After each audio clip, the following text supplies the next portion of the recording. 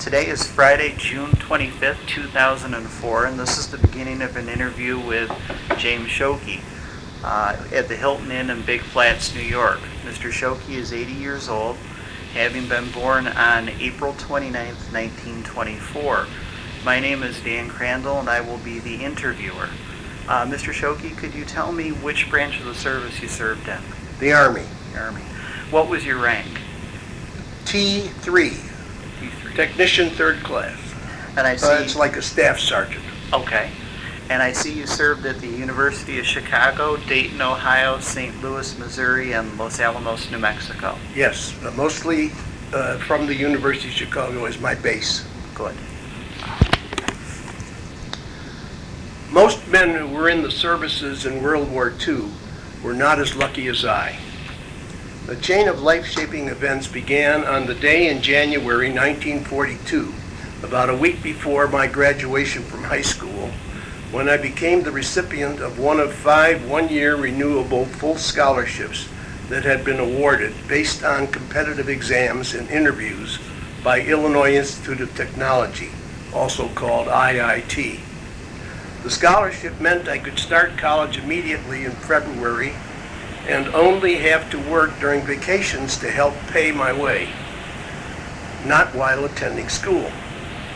Amazingly, my best friend in high school, Bert Freed, now deceased, also won one of the scholarships, and 2 other of our closest friends were named as alternates. As it happened, someone turned down one of the scholarships, so 3 of the 4 of us, who were among 400 contestants, received 3 out of the 5 scholarships. In the early spring of 1943, the United States was getting its war machine into high gear to fully respond to the terrible attacks by the Japanese at Pearl Harbor. They were attacking in the Philippine Islands, then a U.S. possession, and other islands in the South Pacific. I was a sophomore majoring in physics. I commuted 1 hour each way by elevated electric train to IIT from the far north side of Chicago. My divorced mother and I lived in an apartment with one of her 6 sisters, my Aunt Lil, her husband, Uncle Paul, and their 2 daughters, Claire and Bobby, who were like junior siblings to me. In 1942 or 43, my Uncle Paul, a former United Press telegrapher, was contacted by an office in Washington and asked to come there as an instructor. He decided to go, and unbeknownst to us, later became a cryptographer, codebreaker, working for William Donovan and the OSS for the rest of the European conflict. Of course, after World War II, the OSS became the CIA. With my 19th birthday approaching, and though I still had a student deferment in the draft, I wanted to serve as it looked to be a long war. Thus, I decided to examine the opportunities available to make the most of my abilities, if I enlisted in one of the services. I was rejected as a candidate for the so-called V, Navy and Air Corps Commissioned Officer Engineering Training programs because of a damaged elbow that prevented me from fully straightening my left arm. Of course, the elbow did not prevent me from playing left-handed first-team varsity tennis as a freshman. It was quite disappointing, but somehow things worked out for the best.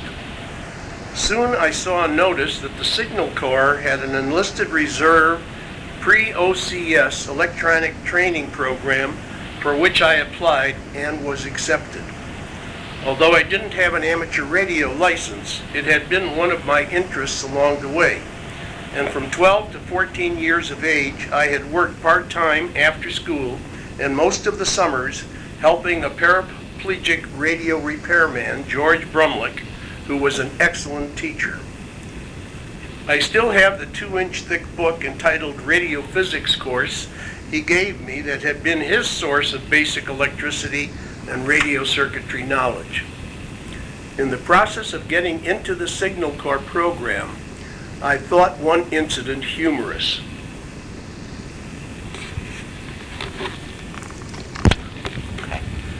I hope you'll excuse any immodesty on my part in relating this.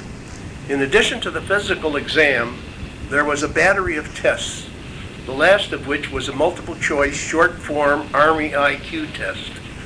When I finished this test, I turned it in to the enlistment officer and sat down a few yards in front of him as instructed. A few minutes later, he suddenly, looking at me, exclaimed, "Mr. Schoke, are you some kind of a wise guy?" I replied, "No, sir. What did I do?" He said, "You're the first guy I've had who got all of the answers right on that IQ test." Lucky day for me. Soon after, I was inducted into the Army at Camp Grant in Michigan and transferred to the Signal Corps Reserve out of uniform without having had basic training. Then followed 30 weeks of intense instruction and lab training in math and electronics, 8 hours per day plus homework 6 days a week. The last 20 weeks took place at a special school in the boarded-up West Wing of the Rosenwald Museum of Science and Industry near the University of Chicago, and staffed by the university under the direction of Dr. Robert J. Moon, an experimental physicist of note. All of these courses were at senior university level, and it was challenging and exhilarating to me to be the youngest member of the class and an undergrad amongst men mostly with a bachelor or higher degree, many in engineering or science. Fortunately, I was able to graduate second in the class, but we learned Officers Candidate School was no longer available. Instead, we were needed to support the radar program and would be Signal Corps attached to the Air Corps. So how old were you at this time? I was 19. You were 19 at this time? Mm-hmm. All right. Yeah. No, 43. Well, I was 19 in April. It was, right. Yeah. And so, yes. Okay. Before departing for active duty, the top 10 students were interviewed by different groups. The first asked volunteers to participate in a secret mission involving radio transmission and reception. I declined. Thank goodness. I later learned from one of the fellows who volunteered that he was posted on a mountaintop in Europe, tending OSS radio gear for the whole European war. It was important, but very boring. The second interview also did not disclose the mission, nor did they ask for volunteers. We were told only that we would be working on highly secret advanced electronic equipment if we were selected. Then off I went in September 1943 to active duty, checking in at Fort Sheridan north of Chicago, and then via railroad to the Air Corps basic training, 6 weeks in Miami Beach, Florida. Really rough duty. How lucky can you be? Very, very lucky. We were stationed at the Beacon Hotel, one of many in that area of South Beach that were taken over by the Air Corps during World War II. No, it was not the glamorous South Beach of today. These once, and now once again, beautiful small hotels with Art Deco architecture were in serious disrepair at that time, but they were more than adequate for Army quarters. My room was a 4th floor run-up. Yes, run-up, not walk-up or ride-up on the elevator. Our one-eyed Georgia Peachy Corporal Company commander ordered us to always run up and down those 4 flights of stairs. After the 3rd week, I was getting used to the routine and trying to prepare myself for kitchen police duty, which my company was scheduled to do in a couple of days. One morning at the Reveille lineup, to my supreme surprise, our less than genteel corporal, who was angry at the world because his one eye prevented him from overseas combat duty, bellowed in his horn-like voice, "Schoke, you SOB Jew, front and center." I hurried up in front of him, came to attention, saluted, and said, "Yes, sir." He bellowed for all to hear, "Who the F do you know in Washington?" "No one, sir." "Well, you must know someone there. because the captain's got secret orders for you from Washington. I was amazed. He dispatched me to the captain's office, and I was handed a sealed envelope marked secret, which I had to sign for. I was asked to open the orders in the captain's presence, which I did. The orders told me, in effect, to report for duty on a specific date with the Corps of Engineers Special Engineering Detachment at the Armory on Cottage Grove Avenue on Chicago's south side. It said I should report in civilian clothing, and it provided me with rail transportation to Chicago. At this time, I had no idea what I would be doing or where, but I suspected this assignment was related to the second interview, and it was. And I had, at the Armory, I filled out some paperwork and was given a badge with my photo on it.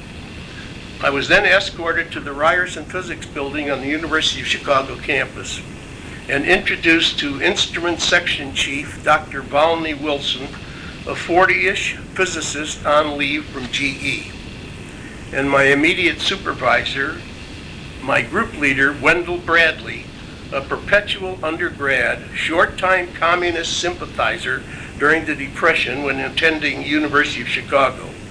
He was a bright, highly experienced and creative laboratory electronics guru and an inspiring leader. They told me I was working at the metallurgical laboratory of the Manhattan Project at the suggestion of Dr. Moon from the Signal Corps training program, who had also joined the project full-time now. They said I had a Q clearance, the highest available security clearance, and that I would learn more about the project's extremely important mission as my work or education for work required. They cautioned me about saying anything to anyone about the specific or general nature of the work or mission, or of mentioning the names of project personnel to non-project people. My need to know expanded considerably with my very first project, the design and construction of a system for detecting any radioactive materials leaving Site B via persons exiting the site through the security gate, which was the only way in and out as far as I know. Site B was a temporary building on the University of Chicago campus that housed the T-metal operation, T for tubes, and the health physics section. T-metal turned out to be pure uranium metal, and it was being fabricated into cylindrical aluminum encased pieces to fuel the reactor, also called a pile, at Oak Ridge, Tennessee.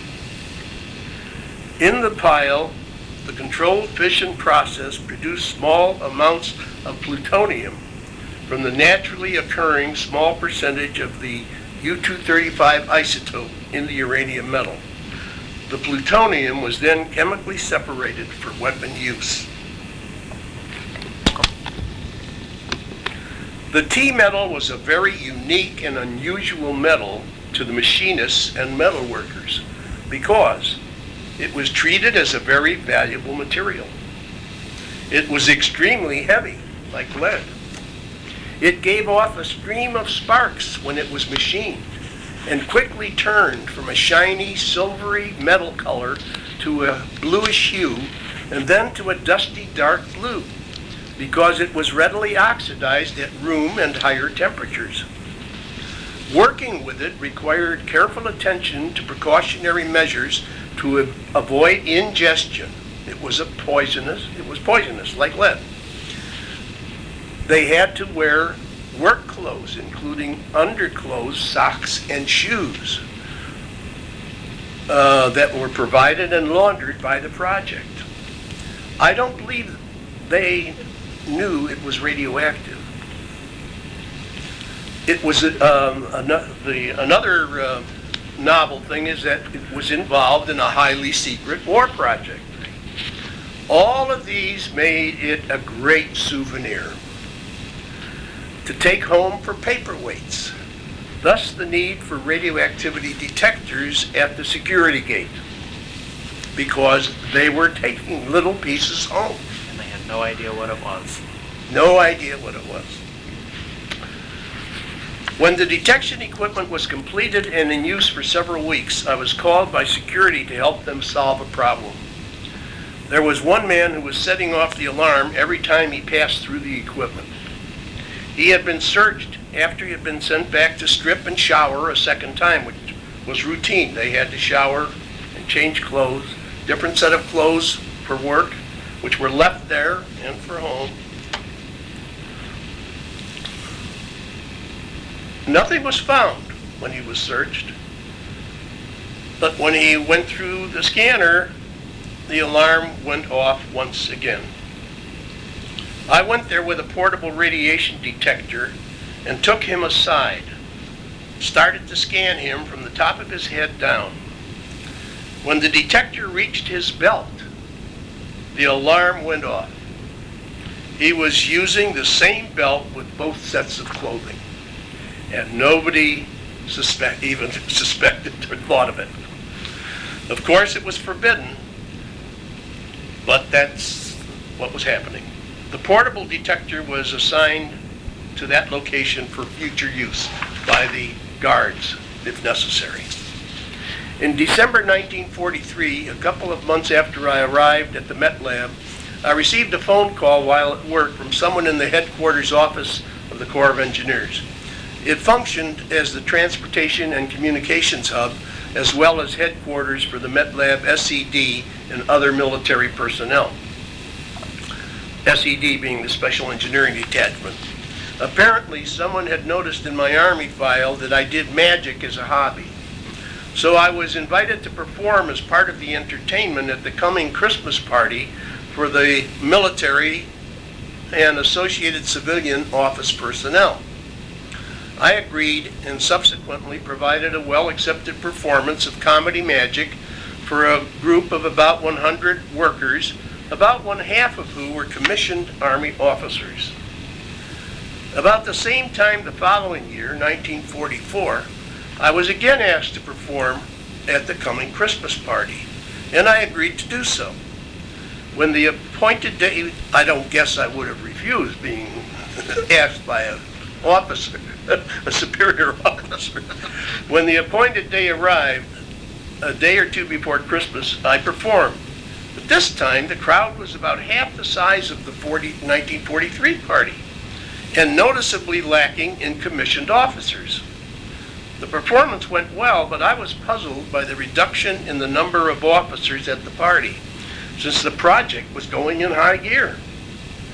2 weeks later, we heard that an intelligence tip had been received from Washington by one of the top officers at the Armory headquarters, to the effect that the Germans had succeeded in making an atomic bomb and were going to drop it on Chicago on Christmas Day.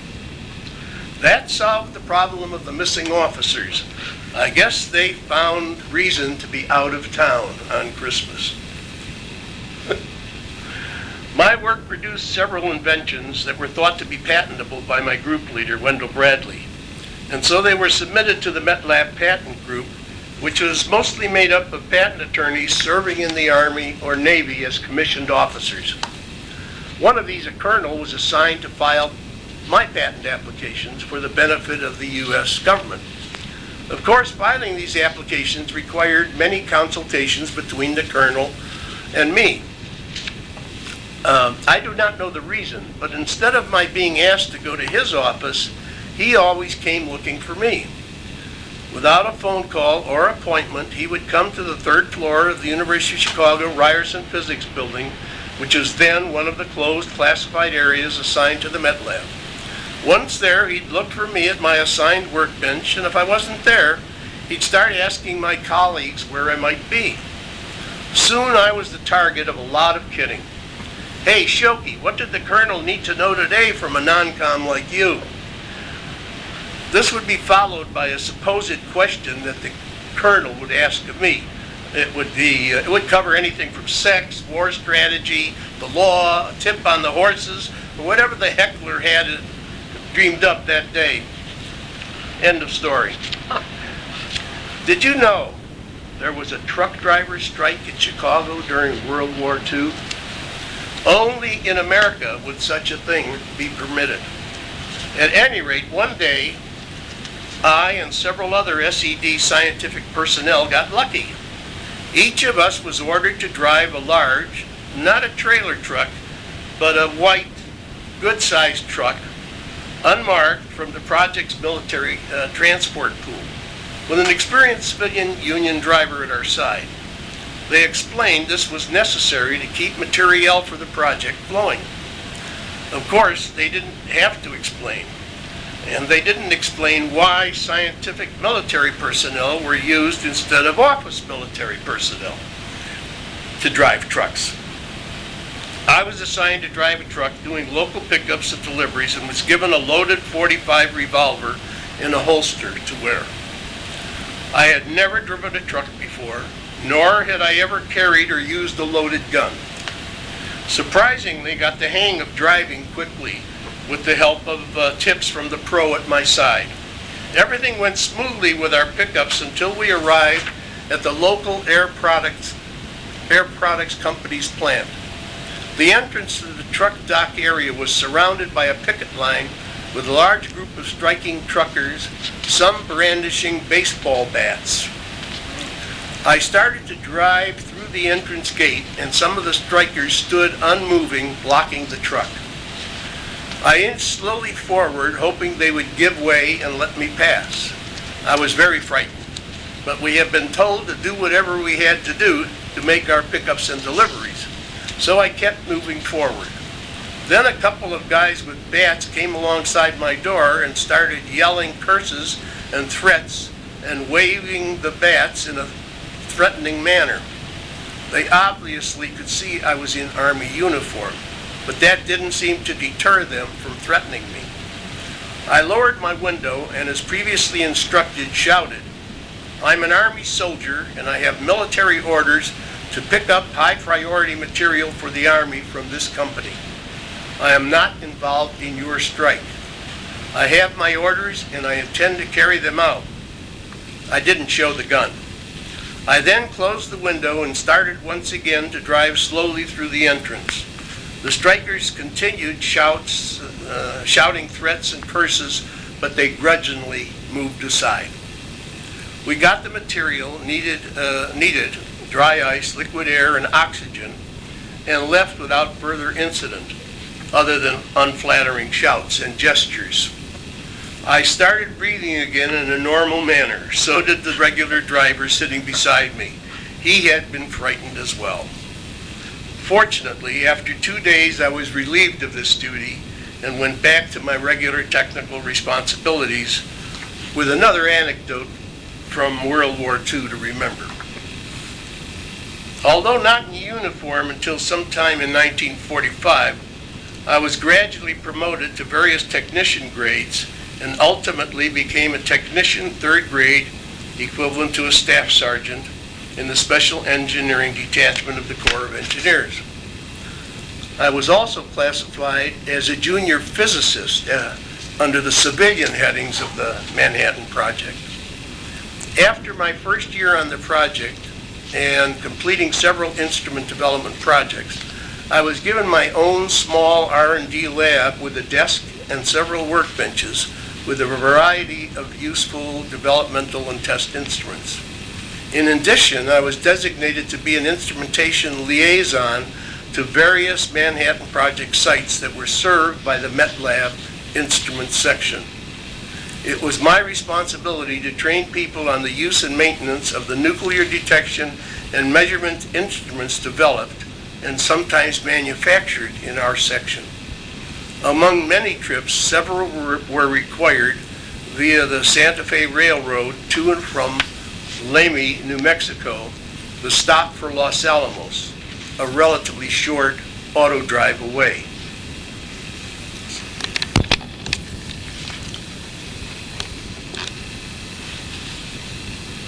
In the early afternoon, on the train, on my first trip to Los Alamos, while reading, a gentleman came up to me and surprisingly asked if I was James Schoke. A little shaken, I replied in the affirmative, and he quietly introduced himself as Dr. Robert Serber, an assistant to Dr. Robert Oppenheimer. He said Dr. Oppenheimer made it a point to have a list of the names and locations of all project personnel traveling on the train when he was on it. He then invited me to join a group of them at 4 in the afternoon at Dr. Oppenheimer's bedroom compartment for wine, cheese, and conversation. Wow, what good luck. I couldn't believe it. When the appointed time came, I nervously found my way to the designated railroad car and was introduced to a group of about 8 men, all much older than I, standing in and around his compartment. As the wine and cheese were generously dispensed, we spent a fleeting couple of hours discussing everything from poetry, some recited by Oppie, the name he told me to use, to philosophy, to the progress of the war. Of course, there was no reference to scientific work of any kind, where we had been or where we were going. Luckily for me, a similar event took place on another of my Los Alamos excursions. Both were unforgettable episodes in my life. Although I thought about it at the time, I couldn't bring myself to ask for something in writing from him or take a photo of one of the groups for fear of a security breach. In these 2 meetings, a young nobody in the scientific community was made to feel he was an integral part of the team by this brilliant, erudite man. Dr. Oppenheimer demonstrated his humility, charisma, leadership, and thoughtful consideration of fellow workers. He was a real mensch. One time while at Los Alamos in the spring of 1945, no, I'm not going to tell that one. All right. Early in the morning of July 16, 1945, the first A-bomb was successfully tested at the Trinity test site near Alamogordo, New Mexico.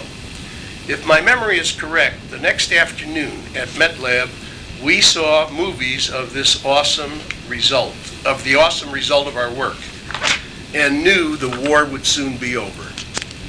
In September, our off-hour thoughts and discussions turned, that was after the Japanese, finally quit. Our discussions turned to what we were going to do when discharged from the Army.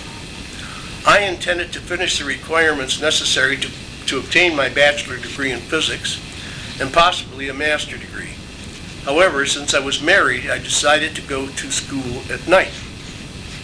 I felt strongly there was going to be continuing need for radiation detection and measurement instruments and wanted to start a business making and selling such devices.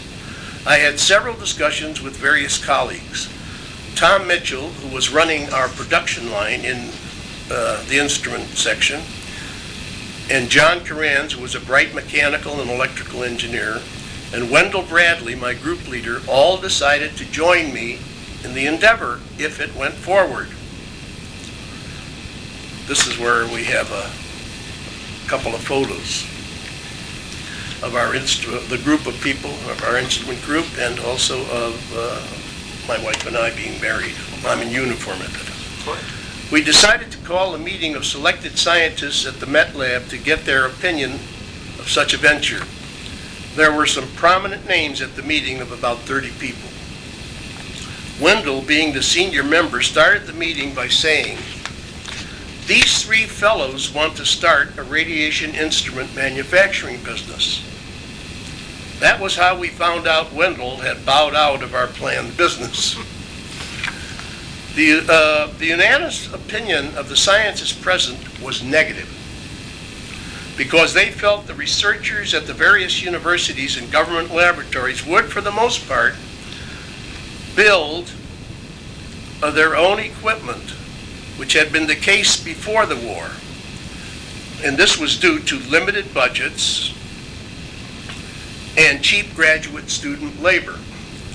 In addition, they pointed out what we already knew, that there were already 2 well-established pre-war companies making some of these instruments. Well, we were a little set back, but we decided to ask at least one more person. Dr. Farrington Daniels, the then director of the Met Lab, was a brilliant scientist from the University of Wisconsin, who, among other things, invented the breeder reactor, which I believe became the reactor of choice in France for their large nuclear power grid. Dr. Daniels readily agreed to meet with us and enthusiastically endorsed our business plans. Of course, that was all we needed. Sometimes it pays to be young and not have the handicap of bad experience. That was Wendell's problem, and it took him he was about 35, where we were in our early to mid-20s. It took him several years of watching our success in our business before he finally was convinced to start a small competing company. It was successful too. In February 1946, I received an honorable discharge from the Army. It was 6 months sooner than I expected because someone made a 6-month error favoring me on my service points, which determined when you got discharged. Some more luck. Yes. Tom, John, and I formed Instrument Development Laboratory, Inc.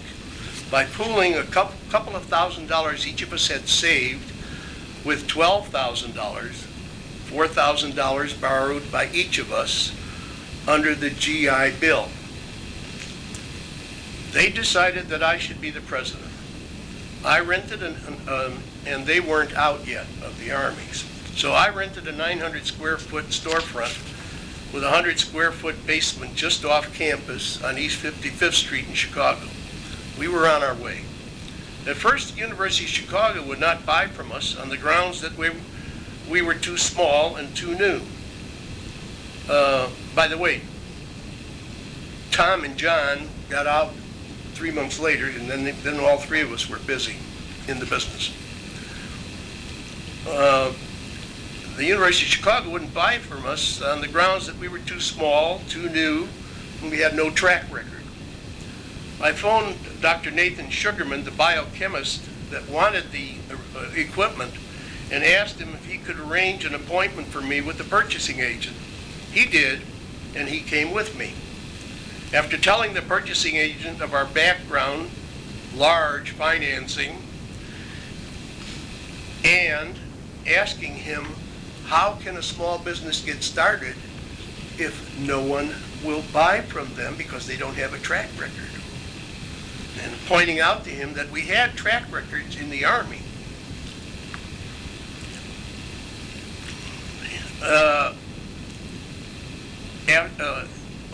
He agreed finally to give us a chance.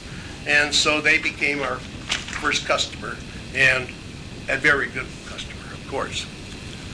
We were lucky. Our timing was good. Radioisotope and radiation research grew very quickly, as many scientists working on the project soon returned to their schools, research laboratories, and industry.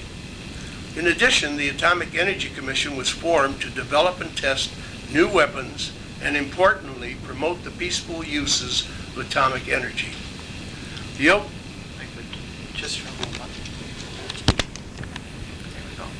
The Oak Ridge National Laboratory made radioactive isotopes of chemical elements available for sale. All of the military services and the new CIA started R&D programs, some for atomic power, others others trying to use radioactivity in various secret applications. The Congress passed bills appropriating unprecedented large sums for all kinds of scientific, medical, and even industrial R&D, research and development, much of which involved radioactivity in one way or another. Although we had several competitors, we grew rapidly. Later in 1946, our company had to change its name because of a Pittsburgh company that predated us. We became Nuclear Instrument and Chemical Corporation. The storefront became so crowded, it became inefficient and a fire hazard.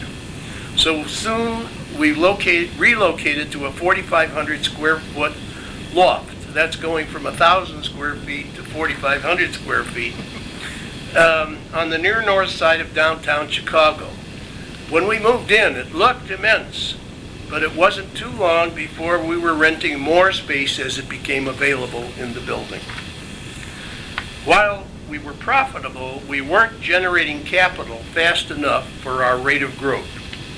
So in 1948, we sold $30,000 worth of common stock at book value to fewer than 25 family, friends, and employees. We should have gotten a multiple of our net worth, but we were too naive in the ways of stock offerings and such, and so were our advisors, or were they? They all bought our bargain stock. 1.5 years later, in 1949, we had a public offering of $298,000, just under the $300,000 statutory limit for a minimum cost offering. We qualified our stock in New York, Massachusetts, New Jersey, Illinois, Wisconsin, California, and a few more. I think they were North Carolina, Florida, and Texas. Our stock traded over the counter. There was no NASDAQ at that time. Now I have an article that appeared in a magazine that is going to be on the screen. Okay. And I'll check it, send you. Additionally, in addition to the Popular Mechanics article about our company, the American magazine, a popular family monthly at that time, published an article on how the war brought together three young men of different ethnic and religious backgrounds and how they got along so well in their growing enterprise. 5 years later, we received some additional publicity in Midwest newspapers, and that also was screen. All right. One of our chief competitors, Tracelab, the darling of the Boston venture capitalists on Wall Street, had a $1 million public offering before ours. In order to put this large amount of capital quickly to work, they bought a troubled company twice their size. This was a millstone around their neck, and several years later, nearly bankrupt, they had to sell out to a large electronics conglomerate. Soon they disappeared from the marketplace. We kept growing and becoming more profitable, but it wasn't all that easy. We had some bumps along the way. For example, the Korean War caused a large demand for high-tech electronics engineers and skilled electronic factory workers in the Chicago area. The competition for people and the imposition of wage and price controls made things very difficult. We were awarded, we had a very tough time keeping people because they were offered better jobs, and we couldn't meet their offers because we're limited as to what we could increase percentage-wise. We were awarded a Navy contract for radiation survey instruments, and meeting the extreme specifications proved much more difficult than we expected. We were on the verge of losing the contract and incurring a very large financial loss when finally we solved the technical problem. Some of our headline accomplishments were: we became the worldwide distributor for the radioactive isotopes produced by Amersham, the British equivalent of our Atomic Energy Commission.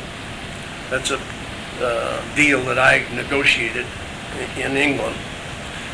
We made neutron survey instruments for the Nautilus, the first nuclear submarine, and alpha, beta, and gamma survey instruments for the Navy and Air Force. We developed the first medical diagnostic instrument in the U.S. designed specifically for the use of radioactivity in such a test. It was done in cooperation with a Chicago physician conducting the research studies in thyroid uptake studies using radioactive iodine. For Sears, we made the first mass-produced low-cost Geiger counter. It was used to search for uranium, and a similar device was made for the A.C. Gilbert Company's groundbreaking atomic energy set. A.C. Gilbert was famous for erector and chemistry sets and for electric trains. Unfortunately or fortunately, success changed the goals of the three partners, and after 8+ years, Tom and John became my antagonists on company direction. It gradually became personal as well, and we did not seem able to resolve the conflict by compromise. Since it was 2 against 1, and we always voted that way on things, and to avoid a destructive shareholders fight, I resigned. If we didn't agree, if 2 voted one way, we went that way if the other could go along. In this case, the differences were so great I couldn't go along. Nuclear Chicago was sold a few years later. I remained on the board of directors. It was sold to G.D. Searle Pharmaceutical Company. Later, Donald Rumsfeld sold it to Siemens, where it became part of their large medical instrument division and lost its identity. The shareholders from our first stock sale, who stayed with us for at least 8 years, received at least 110 times their investment. Only one member, besides my mother, of my mother and father's depression-shocked families, invested in the company. He was the poorest of the lot. My Uncle Maury literally took $250 out of a sock under his mattress and asked me to take it. I had to get an okay from my partners for this less than minimum $500 investment. Later, he was able to retire in reasonable comfort with the help of this investment, which was very comforting. That's correct. Elaine's dad, my wife, invested for himself, for Elaine, and for our 2 then existing daughters. And he convinced several of his business friends to do the same. They all did well. I went on to have 3 other successful companies, all acquired. 2 were involved in measurement instrumentation, and the last manufactured esoteric, fluorescent, and ultraviolet gas discharge lamps. All were highly specialized, technically oriented companies, and with one exception, marketed the products to broad sectors of our economy worldwide. I still maintain that good luck is a necessary ingredient to a happy, healthy, and successful life, and one needs to be grateful, loving, giving, and forgiving in return. Moreover, like Thomas Jefferson, I found the harder I worked, the more luck I had.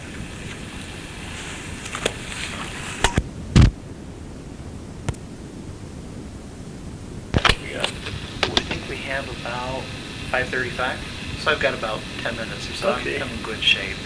How long did that take? Too long. That took about 50 minutes, How much? 45, 50 minutes. I have to cut it down. Well, we had a few pauses in there Huh? too. We had a few pauses in there too. Yeah, but I think it's too. I got to get it under 30 minutes. All right, Yeah. that's very good. Which story should I leave out?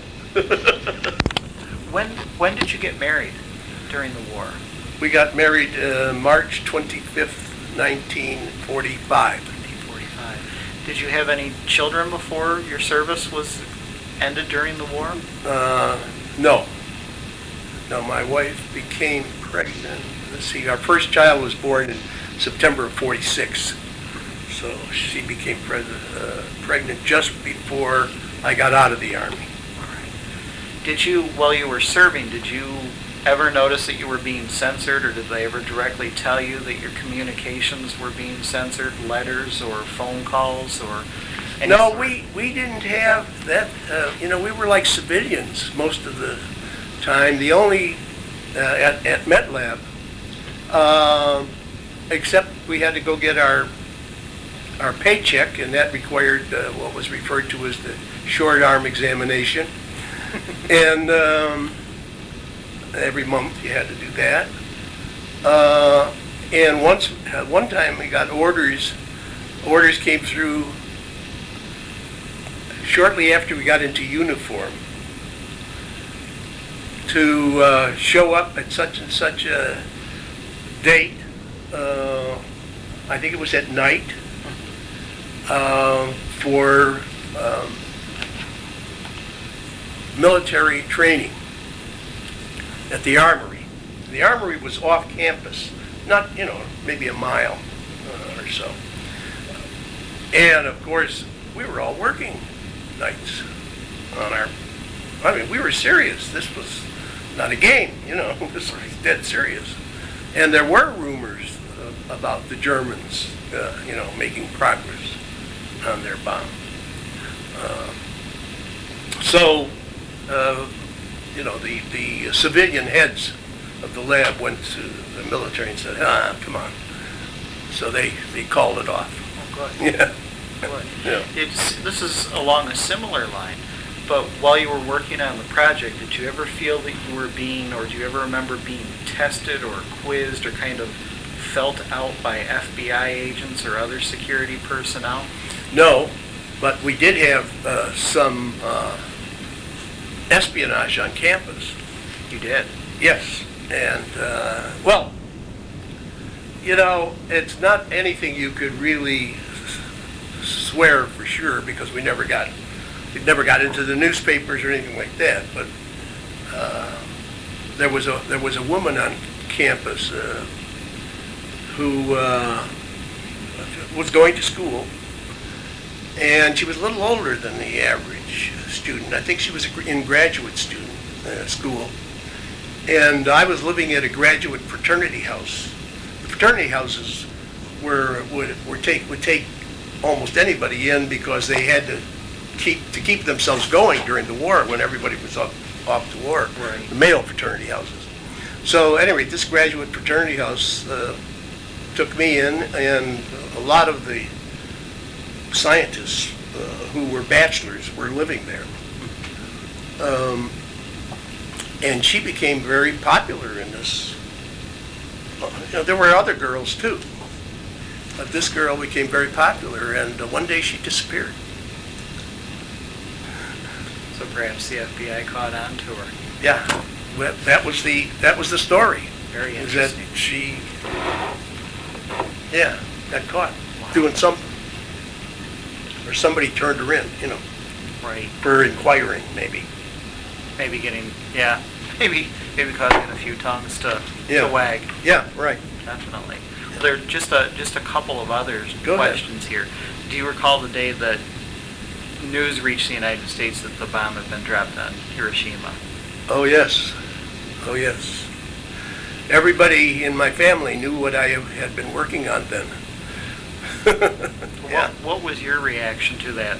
The reaction of your fellow employees or your fellow workers? I have to say that I was among those who signed a petition, trying to encourage President Truman to do a number of things and only to drop the bomb on Japan as a last resort. I don't remember exactly what they were, but for example, one was to have a demonstration, and of course that was out of the question. We didn't know, but there weren't enough bombs. Right. And they were too expensive. Another was to drop it on an island, a military target only, a Japanese military target, an island, at an appointed time. The demonstration was going to be at an appointed time, and there would be no time, just a wasted bomb. Right. The second or third choice was to do it on a military installation on an island, separate from Japan. And anyway, the Stimson Committee, Oppenheimer was on that committee, among others. Stimson was the Secretary of War at that time, which meant he was the Secretary of the Army. Right. They went through all this, and their recommendation was to drop it. And in terms of the savings of our men's lives, There was no question in my mind but that was the right thing to do Right. when all the other alternatives weren't possible. Right. Yeah. So I think you've answered my next question, but I'll go ahead with it anyways. Do you have any regrets about being involved in the project? My only regret, no, not about being on the project. My only regret about the atomic bomb, our dropping of it, is I felt we didn't wait long enough before we dropped the second bomb. But I didn't have all the information available that they had. From what I've read, I think we could have waited a little longer before dropping that second bomb, and maybe the Japanese would have capitulated without that bomb being dropped. That's my only regret. Right. Yeah, I think we did what we had to do. War is hell. Yes. And, killing is bad, no matter what cause. I agree. Yeah. Since then, since the end of the war, have you talked much about your wartime experiences with people? Only when there were people inquired. Right. Yeah, what I did. Did they happen frequently? Oh yeah, veterans all when people who were in World War II get together, they have a tendency to say, well, when they meet, what did you do? Just like they ask you what kind of work. It's a conversation piece. Sure. What did you do in World War II? So yeah, it has come up. Yeah. And just one more question: if you had any one thing to say or one thing that you would want remembered about your wartime experiences, what would that be? What would you consider to be something that's very important to you that is remembered about the work that you did and the work that your co-workers did on this project? Well, I think we were fortunate that we were in a position to make a difference, to make the ultimate difference, to end the war. And we were just lucky to have been in that position. And I'm glad that I was lucky enough to be able to help. We didn't go out and we didn't face bullets or shrapnel, but we did. Some of us did from time to time face radiation, Right. and although they tried to be, they wanted us to be as careful as we could, and they took blood tests and all that. But I would say, and my last thought would be, is that we should, somehow the world has to find ways to solve the social problems between human beings. I mean, we've done amazing things technologically, but socially we're still like we were, how many, 1,000, 2,000, 4,000 years ago? I mean, it's terribly unfortunate. Yes. Yeah.